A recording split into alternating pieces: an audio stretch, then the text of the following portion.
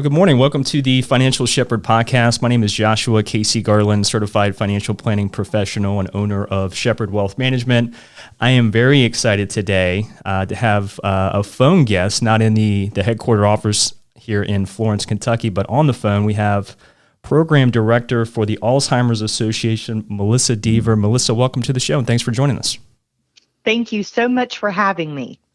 Well, it's an honor and a privilege. I know that we've talked prior to today's conversation for just a little bit, and I know that you know just from talking with other of your colleagues at the Alzheimer's Association that I got to meet at the Alzheimer's Walk last Saturday, and some other folks in the Cincinnati chapter. Part of what Shepherd Wealth Management's mission is, and a big part of our purpose, we have three pillars that we built this firm around: performance, purpose, and passion. And one of the things that we're very passionate about is our purpose here, which would be taking 10% of our quarterly gross revenue and investing that in the local charitable organizations. And how I go about doing that is when I have the quarterly review conversations with my clients. We celebrate the donations and investments that we make, and how we get a list of those is I just simply ask them what's important to them.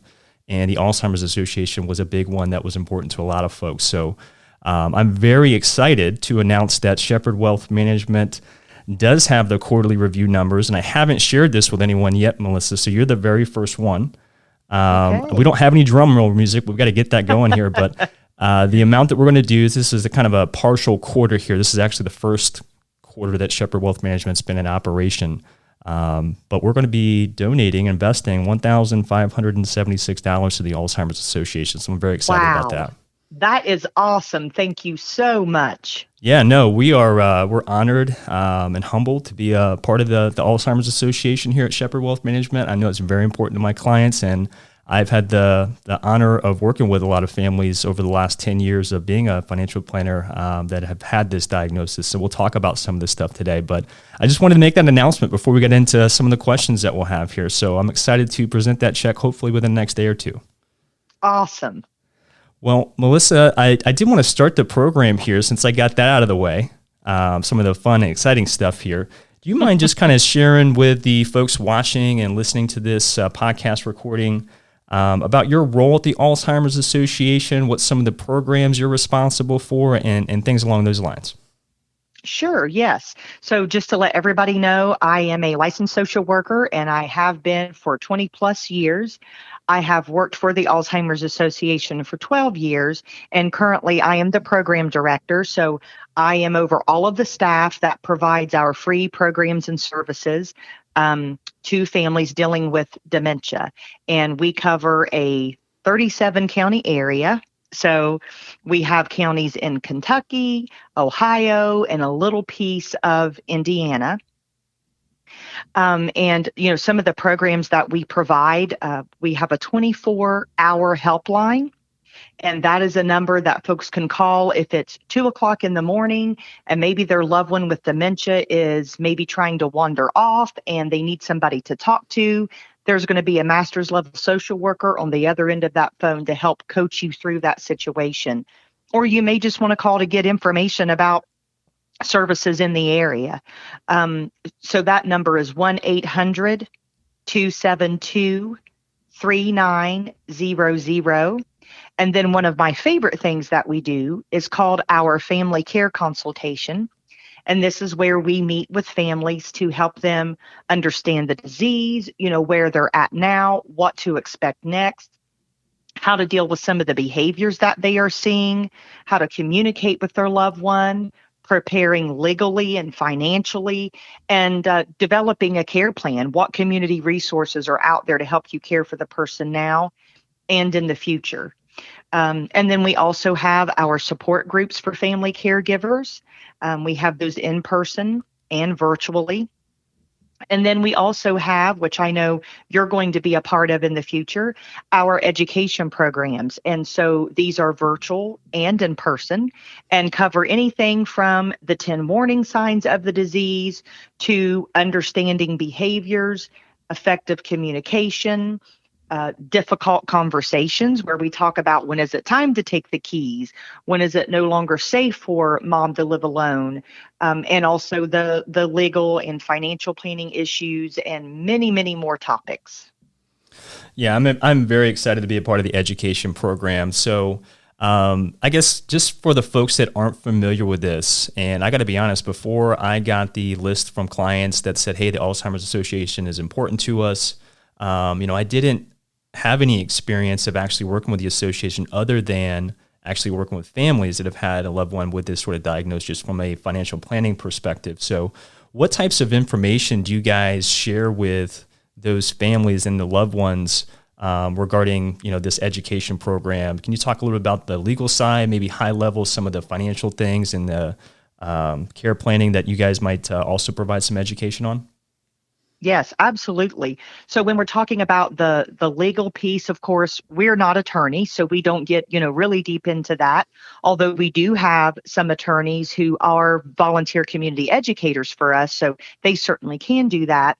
But what we try to make sure that we cover at the very minimum is the importance of getting a healthcare power of attorney so that that person with dementia has somebody they trust making medical decisions for them when they can no longer do so.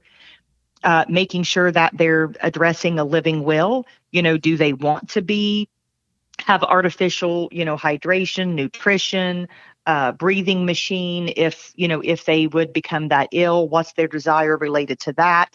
Making sure that they have a financial power of attorney, because with dementia, unfortunately, managing finances becomes a huge issue and people get in terrible situations, which I'm sure you've seen.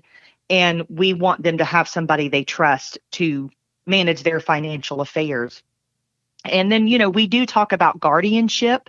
That's what we want to avoid. And that's why we're trying to get people to get these other documents in place so we can avoid guardianship. But unfortunately, when some people aren't diagnosed early enough, where they can sign these papers and understand them, then the family is sometimes forced into guardianship so they can manage finances and health care. But we want to try to avoid that if we can. And then, of course, on the financial side, we're trying to get families to start addressing finances and plan as soon as they know there's a diagnosis, because we know that this disease is very, very expensive. And whether you're going to provide care at home, whether it may be in a facility, it is going to be, very, very costly. And so you need to start making that plan for how much money does the person with dementia have? Is the family willing to help take on any part of the care? Looking at retirement, looking at everything that they have to determine what's going to be our best plan of attack to provide the care that we want to provide. Because some people have a grandiose idea of the care they can provide, but they don't always know if they have the finances to do that. Yeah, and we'll definitely we'll talk about the financial aspect here in just a little bit. But for those folks, like my family personally has been fortunate and blessed to not have had anyone be diagnosed with this type of terrible disease, dementia and Alzheimer's. We've had our fair share of cancer and stroke related things in my family personally, but not on the dementia side of things. So for those folks that maybe are in my shoes and are thinking about the future of retirement and their financial situation, a lot of times people don't think about, hey, this is something that could happen to me. And I know that Yes. The Alzheimer's Association is donated a lot of money, spent a lot of time, energy, and effort to help diagnose this faster, better, treat it more effectively, and those sorts of things. But what can a family member be doing to diagnose these early stages of Alzheimer's? Should they go see a doctor regularly to get that as part of their regular checkup? I mean, there's some general tips that you might be able to share with us so folks like my family that don't have this as a hereditary disease, if you will, that could actually do some preventative maintenance along the way. Yeah. Yes, absolutely. So one of the first things that I encourage everyone is to know the 10 warning signs of the disease. And we give education programs on that all the time. So it's just knowing what is normal aging and what is not. When is it time for me to be concerned? So, arm yourself with information. And then we encourage folks to ask for a dementia assessment on their Medicare annual wellness visit. it's not going to be this thorough neuropsychological exam, but it's enough to establish a baseline for you so that if you do this every year at your annual Medicare wellness visit, the doctor's going to know, like, oh, wow, okay, you didn't score as well as you did last year. Let's talk about this. Let's dig a little further into this issue. So you definitely want to, establish that baseline and be, very proactive if you think that there are any changes, and making sure that you communicate that to your physician, because there are other conditions that mimic dementia also. So it may not be dementia. It could be depression. It could be a medication. It could be low B12. It could be dehydration, malnutrition. There are so many other things that mimic dementia. So it's worth knowing for that reason as well, and worth being checked out for that reason as well. Yeah, and I know that there's a pretty low statistic or low percentage of the population that gets regular, checkups on their cognitive responses by their doctor when they do go. So is there like a certain age where people should begin to have that as part of their regular medical checkup? Yes. So what we recommend is at age 65, that folks begin to, especially if you don't have a history, a strong history in your family, at age 65, begin to ask for that. And most physician offices will administer what we call the mini mental status exam.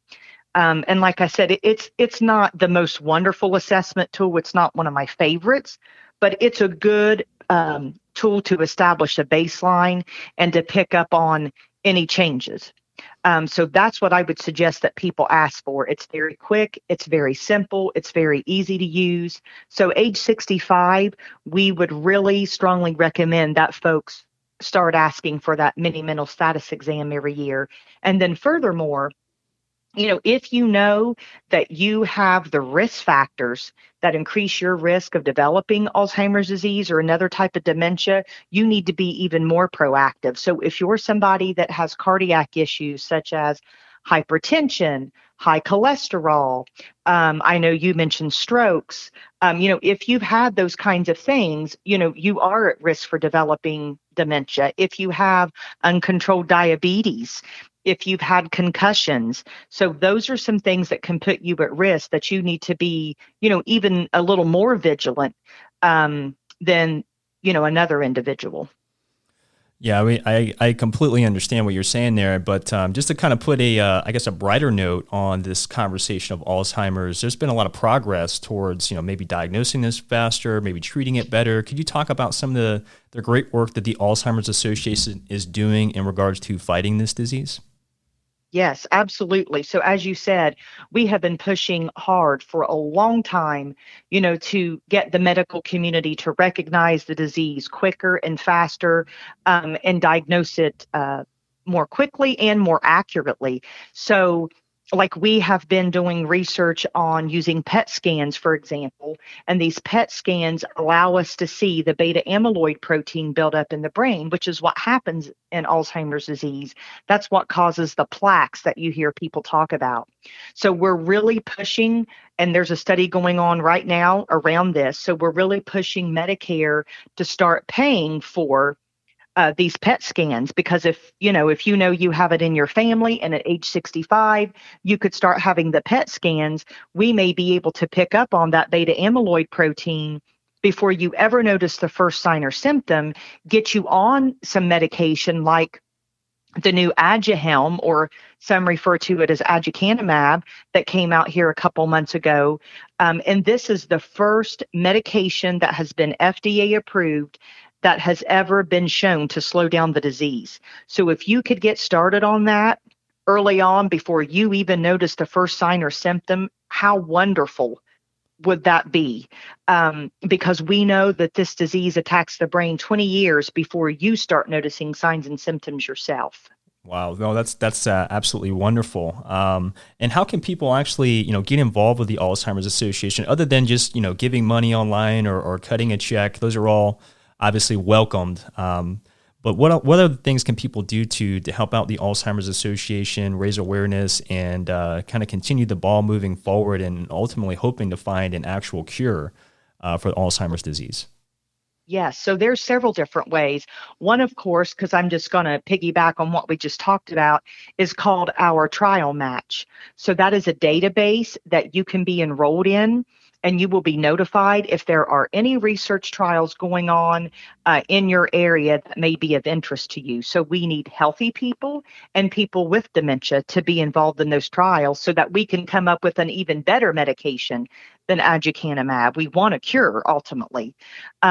And then, of course, we desperately need volunteers to help us. I mean, being nonprofit, trying to be good stewards of the money that people do donate and the money that we raise, we have a skeleton crew.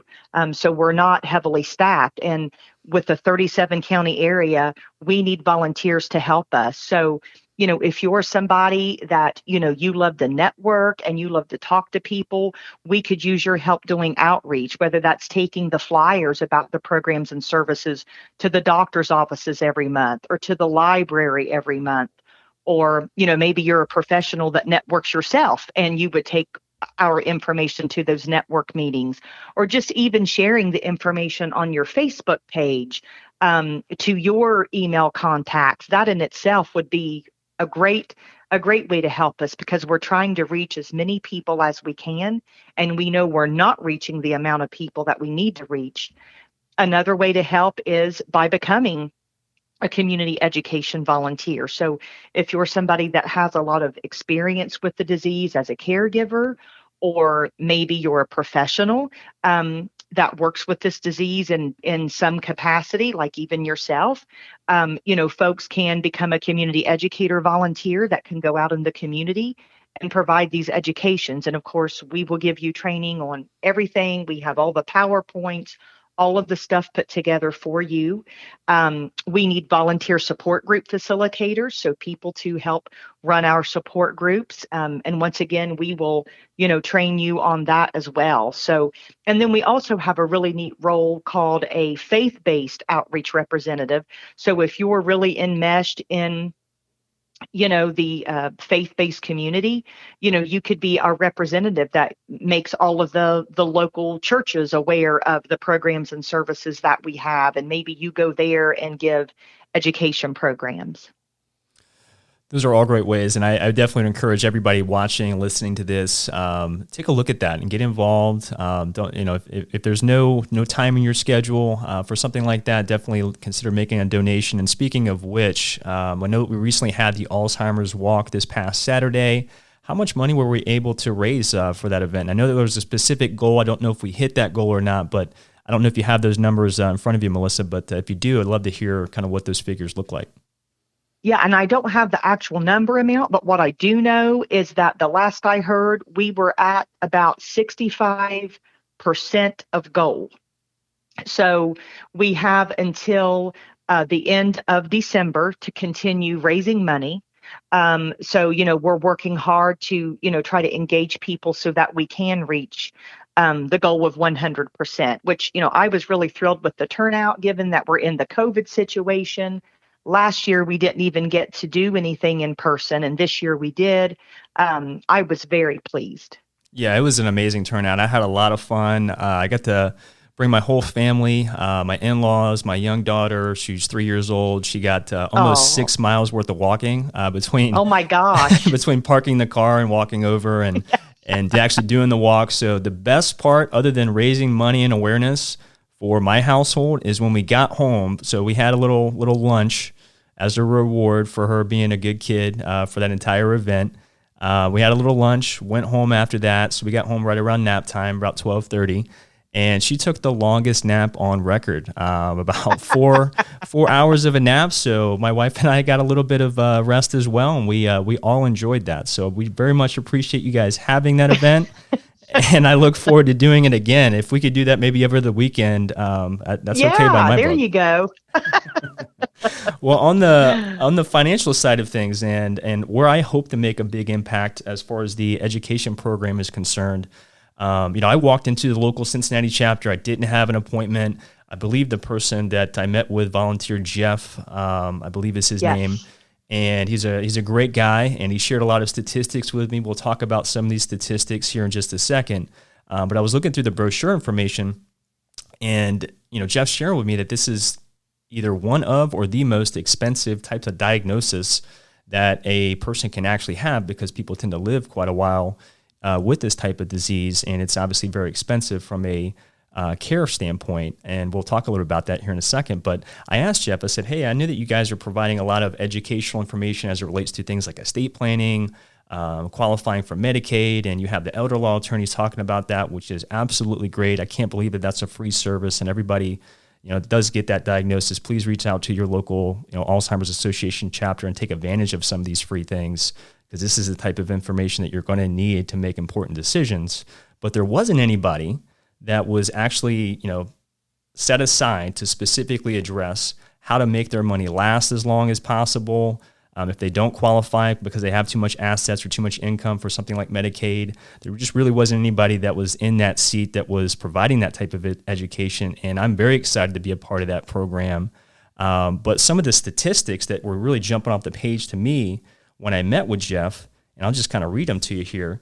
And I'm sure you already know this, but in 2021, Alzheimer's and other dementias will cost the nation $355 billion. And by 2050, that cost could rise to over $1.1 trillion. Yes, that's staggering. It really is. And when I saw that, and I couldn't believe that there wasn't already, other certified financial planning professionals that were jumping up to the challenge here to help folks kind of address this. But from my own personal experience and working with families that have had a loved one get diagnosed with this, and they're generally, in their retirement years, maybe already retired for a little while, and they felt like they've built up a nice nest egg. In all of my circumstances in dealing with this from a financial planning perspective, none of my clients actually qualified for the Medicaid benefits because they had too many assets and they had too much income. So we had to develop a plan for making that last. Do you see that as the most common search situation when you have, families and loved ones coming in to get information from the Alzheimer's Association? Yeah, I mean, definitely. Most of the families that we serve, we do serve some who are eligible for, Medicaid almost immediately, but that's not commonplace. Most people that we serve are, middle class families who have worked all of their life to save money for the golden years that we all plan for. And then this disease hits and they're kind of stuck in the middle. They're not eligible for a lot of programs, but they're certainly not independently wealthy, and it's difficult. Yeah, it is. And these folks, just to kind of provide some perspective for those that haven't dealt with this like I have and like you've seen, most of these individuals were very healthy, very well educated, smart. They put aside, a nice nest egg. They were in a perfect situation really to live out their golden years from a financial standpoint, very low stress and concern about making sure that they didn't, outlive their money. I mean, these are folks that were very responsible when it comes to things like their finances. And when they get hit with this diagnosis and actually see the costs that range into the six figures very easily for the type of quality of care that they would feel is appropriate for themselves, it makes it very difficult for those folks just mentally, in my experience, to kind of accept the fact that, yes, I did everything right from a financial standpoint, and I got hit with this disease. And now I got to figure out a way to take care of myself and my loved ones without, completely losing my entire nest egg. I mean, that's the actual real life that I've seen. And I'm sure that you've probably seen something very similar, right? Yes, absolutely. And so from a financial planning perspective, a lot of the guidance that I've been able to provide has been, how can we make sure that the money lasts?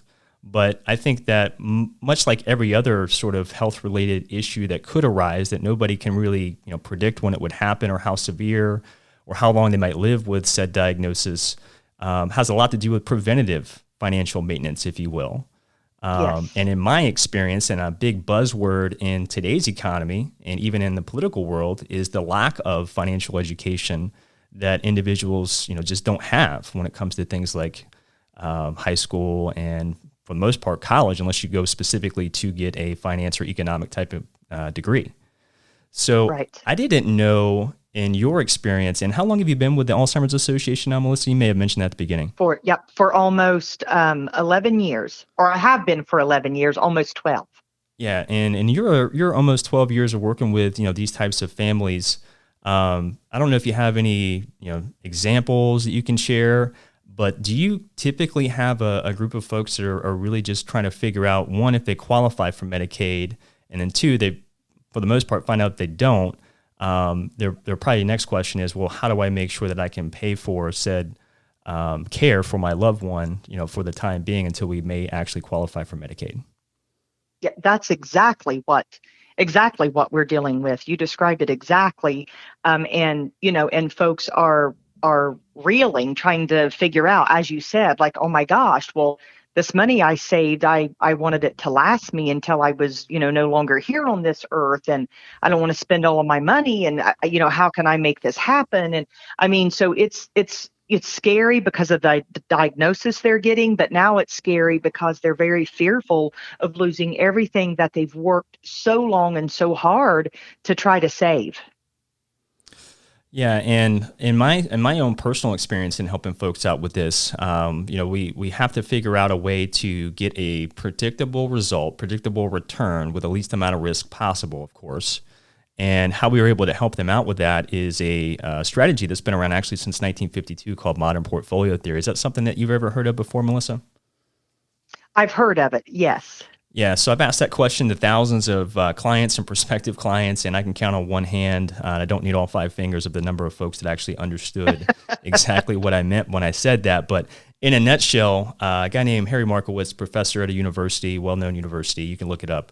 Again, Professor Harry Markowitz, 1952, came out with this idea of modern portfolio theory. And what he was able to prove for individual investors is most people, and I think that every one of the clients that I've worked with prior to working with me, and in all circumstances when it comes to things like folks getting diagnosed with Alzheimer's from a financial standpoint, all of them knew that they needed to save. All of them knew that they needed to participate in the market, stocks and bonds, maybe real estate and other asset classes. All of them knew that over the long run, the market was probably going to provide them the ability to generate some wealth, but almost nobody felt like they had any control over the outcome, the performance, or the risk that they needed to take to get the type of performance that would allow them the lifestyle that they would deem as financially successful. So what Mr. Markowitz was able to prove with this idea is, hey, there's really one really important factor that drives a huge percentage of your return, and that's controlling your asset allocation. And asset allocation is just a fancy word for saying this is how much of my money is invested in stocks, bonds, and cash. And the great news is not only does that drive the majority of your return, but by controlling that, that's really the only thing that you have control over. You can't control political risk or the interest rate environment, and we can talk for hours about all the different things that investors can never control, but they can always control their asset allocation. And over a long period of time, by controlling that percentage of stocks, bonds, and cash, you get a very predictable return for the amount of risk that you're comfortable with taking. So those are the types of things, and I'll get into more detail when I actually get in front of the audience that'll show up to some of these educational program events that you all have. But has anybody ever sat down and talked with these families about this type of approach to investing to get them the predictable results they need? Because in my mind, if I can predict long term the type of return on my investment that I'm going to get, it makes it much easier to plan for things like care for Alzheimer's and making sure I have the resources to cover that up until the point where I might actually qualify for Medicaid. Right. And nobody has ever sat down and had that type of conversation. So I think that would be wonderful. And it's great information for families to have, when they're trying to decide, oh my gosh, what am I going to do? And it could very well keep them from making, some bad choices. Yeah. And I don't know if you have any of the numbers off the top of your head or maybe at your fingertips there, but why is it that most families just simply don't qualify for Medicaid? And when I look at it specifically for a married couple, the asset threshold limit is very low. Yes. And the income limit, in my view, is also very low. So I don't know if you have any of those numbers with you, but if you do, I'd love to maybe have you share some of that. Sure. So, there are different types of Medicaid. So let's say if we're looking at, we want to get you home care through the Medicaid program. They're going to look at the person who needs the help, the person with dementia. They don't want you to have more than $1,500 of liquid assets in your name. Wow. And your spouse. Yeah. I mean, that's pretty much much of nothing. And then your spouse can have close to about $20,000 in liquid assets. And then, they look at your, income limit, and I think right now they change that every year, but, we're right around that $1,300 a month income limit. So you can see that you pretty much you have to be, very, very poor, to qualify for these programs. So if you are a person, as you've been talking about, who, has been successful and has saved money in life, you're not going to qualify for these programs.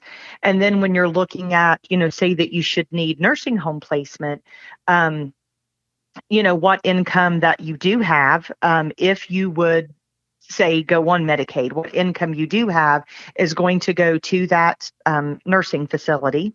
And then they're going to look at, your assets again. So if you're a husband and wife, they're going to divide your assets down the middle. And the spouse that's staying in the community gets to keep half of the assets, and the other half goes to the nursing facility. Once you qualify or once you need, Medicaid. And, most people are paying around about $7,000 a month if you're paying privately for long-term care. Yeah, those are staggering numbers. The amount of assets that you're allowed to have to qualify for something like Medicaid versus what the actual cost of care would be for somebody, that has the resources to pay for that, at least for a period of time. And Yes. then has to go on to Medicaid. So do you have any, stories or examples of the types of care somebody would get for paying for private care versus somebody that has to be on Medicaid and the type of, care that their loved ones might receive? Right. Well, the one great choice is if you have the ability to pay privately. There are many people with dementia that can go to an assisted living, and you pay privately there, of course, for your care, and you have your own apartment, your own space, and it's a much different setting, a much different feeling. It doesn't have that institutional feel. Whereas if you're dependent on Medicaid, you're going to be in a nursing facility. Assisted living is typically not an option if you're on Medicaid. So you can't get that private apartment, private room, all of those things that somebody who's paying privately can get. Yeah, and some of the guidance that I provided my clients, I'd love to get your take on this too. For those that just don't qualify for Medicaid, like I've said, I've never had anybody that I've worked with, at least when they first got that diagnosis, that did qualify because of all the things that you just said about, the income and asset limits that Medicaid thresholds have are very, very low. So if they have, let's say $500,000 or $1 million, doesn't matter. Let's just use $1 million to make the example very simple here. Clearly don't qualify for Medicaid. They can cover some of these private healthcare costs. So they'll have, the private rooms and all of that stuff, which is good relative to the alternative option. And what I've shared with them is maybe taking 18 months or up to 2 years worth of your first year's or your medical cost. So let's say it's $100,000 a year. We would at minimum set aside about $150,000 to $200,000 essentially in cash, or a cash equivalent that earns a nominal amount of interest. And then the remaining bucket of money for the next 5 years worth of healthcare cost, we would invest that, but invest it in kind of a balanced approach in general, where maybe about half of it would be in some equities and the other half in fixed income. And if by controlling that allocation, we would expect somewhere in the maybe 6.5% to 8% type of average annual return. And then whatever assets may be remaining after that, we would invest it a lot more aggressively, something like a growth allocation where we might have 70-75% in equities and the remaining in fixed income. And we'll kind of just use this bucket approach, if you will, to make sure that we're making the money last as long as possible, because that aggressive money that isn't going to be needed for 5+ years, well, that should average a return that's somewhere near the market return, or right around that 9-10% average annual result. And as they use that short-term bucket of money, that first $100,000, we'll just simply sweep over $100,000 from the long-term bucket to the intermediate bucket, and then from the intermediate bucket to that short-term bucket. And that, in my experience, has had the effect of allowing a loved one that's diagnosed with this terrible disease to actually make their money last as long as possible. I don't know if you have a take on that, if you've actually had somebody like myself kind of walk through this bucket approach to investing, or if you've seen anybody utilize this, but it certainly worked well for, the folks that I've had the privilege of helping them out with. Right. No, I haven't seen that approach or heard of, a lot of people doing that. So I think that is fantastic, because I think it goes back to just what you were saying earlier. There are so many people that, don't have the financial knowledge or know-how, so they just don't even try. They just throw their hands in the air and say, well, what am I going to do? So I think that it's great that there's this option, and I think it could provide such a piece of, calm and security to people who are dealing with this frightening disease. Yeah, that's. I think you kind of summarized it very well there. No, that bucket approach is it worked well. I think it works really well hand in hand. And for those that are watching, listening to this, if you do have a loved one that is diagnosed with this, you really do need two professionals at a minimum. Obviously, you have your medical professionals, but when it comes to what we're talking about here and what the Alzheimer's Association's education program provides, is you really do need an elder law attorney, right, to help out with the reviewing of the estate, what assets are available, will you not qualify for something like Medicaid. And I prefer, as a certified financial planning professional, want to be in those meetings with your elder law attorney. So the whole family comes in, everybody that needs to be involved. We sit down with the elder law attorney first to kind of take an inventory of everything, and then come up with an actual game plan and a strategy from there that addresses both the estate, protecting it from taxes, should the loved one that did get diagnosed, passes away, and also to make sure that the money lasts as long as possible and you're taking advantage of everything that you're entitled to as an American citizen, as a taxpayer here. So I think that's really the approach to take. It sounds like that's the exact type of approach that the Alzheimer's Association is suggesting as well. Am I right about that? Yes, 100%. So when a family member does get diagnosed with this, I know it's very difficult, to kind of watch them go through this, even though you all provide a lot of resources, but there's got to be, some success stories or something that you really love about your job, Melissa. And I'd love to kind of hear about that, because I know we've kind of talked about some of the negative things that folks have to deal with with this disease when it comes to things like retirement and finances and legal documents. But what are some of the bright parts of your job, and what do you love the most about what you do? Sure. One of the things that I love is giving people hope when, they thought there wasn't any, helping them see that, yes, this person has this diagnosis, and, yes, it is, a terminal condition, but this person still has a lot of life left to live. So, teaching them how to enjoy that and cherish that, and teaching them how to still engage with their loved one with dementia, and have those meaningful moments, and learn to, to laugh. And, it's just teaching the caregiver to change how they interact with that person so that they can still enjoy that relationship. And I think that's probably, one of the most meaningful things that we're able to do, is helping the caregiver, see things a little differently and change their approach so that they can have a really, meaningful relationship with their loved one with dementia. And then helping them see that, oh my gosh, I thought I was going to have to place, my husband. He was having these behaviors. I couldn't deal with them anymore. And then when we come in and help the caregiver see why those behaviors are happening, how we can reduce those, how we can make things better, and it quite frankly saves some people from having to be placed or being able to stay home. And that is such a rewarding thing when you can see the relief on that caregiver's face.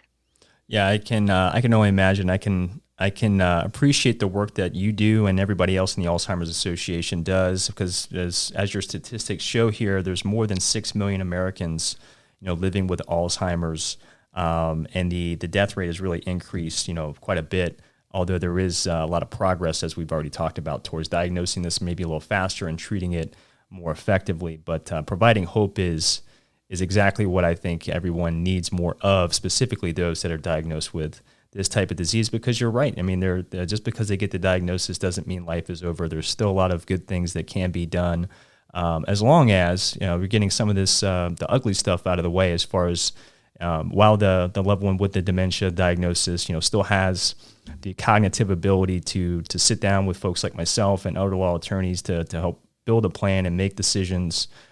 So there's already a plan in place before things maybe progress, in the other direction, and they can't make those types of difficult decisions. So getting ahead of that early is, as you mentioned at the beginning of this, of the utmost importance, and kind of knowing where your resources are available, because having a goal without a plan is definitely a wish. And if you can develop a plan, I think you're going to have a lot more hope and a lot better quality of life, not just for themselves, but for the loved ones that are going to be, helping them get through this. I completely agree with you, and I couldn't imagine the good feeling that you probably have every time that you get to help somebody out in that regard. Yeah, absolutely. It's a wonderful feeling. So, Melissa, this has been a very fast, believe it or not, 40 minutes of us having this conversation. I really appreciate you taking the time to chat with me about this and kind of raise some additional awareness for those folks that are watching and listening to this. I certainly hope everybody got something good out of it, and kind of knowing where their resources are. So I don't know, Melissa, as we kind of wrap things up here, if there's any other plugs that you have for the Alzheimer's Association or contact information that people should go check out either on your website or a number that they could call. Sure, absolutely. So the way to reach us, no matter where you live, is 1-800-272-3900. And then if you would like to learn more about support groups in the area, education programs in the area, you can go to alz.org/Cincinnati, and you'll be able to find out even more about the programs and services we have to offer. Yep, and it's a national association, right? So if you go to the Alzheimer's website, you can just simply Google, Alzheimer's Association, and there will likely be a chapter in your local area or market, correct?